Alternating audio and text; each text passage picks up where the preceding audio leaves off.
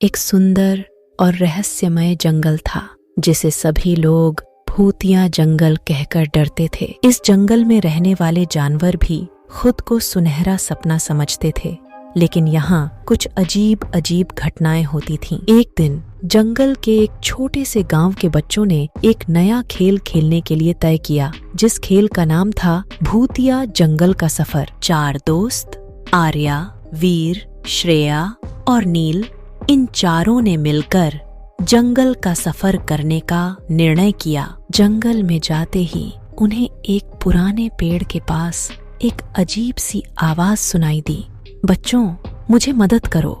बच्चे थोड़ी देर तक घबराए हुए रहे, लेकिन फिर वे उस आवाज की ओर बढ़े। पेड़ के पास पहुंचते ही उन्होंने देखा कि वहां एक पुराना राजमहल खड़ा है।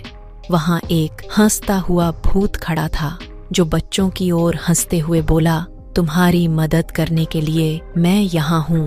बच्चों ने भूत से मिलकर उसकी कहानी सुनी।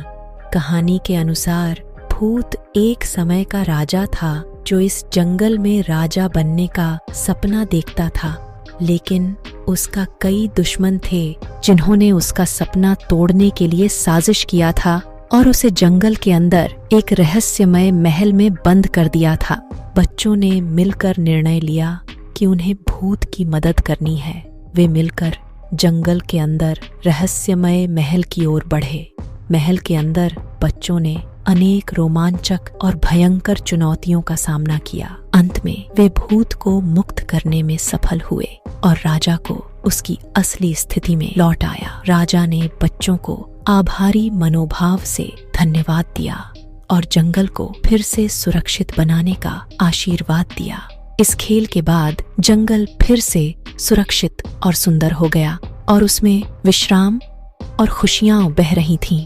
बच्चों ने इस सफलता की कहानी को अपने गांव में सुनाई और सभी ने जंगल के साथ एक नए अच्छे संबंध बनाए।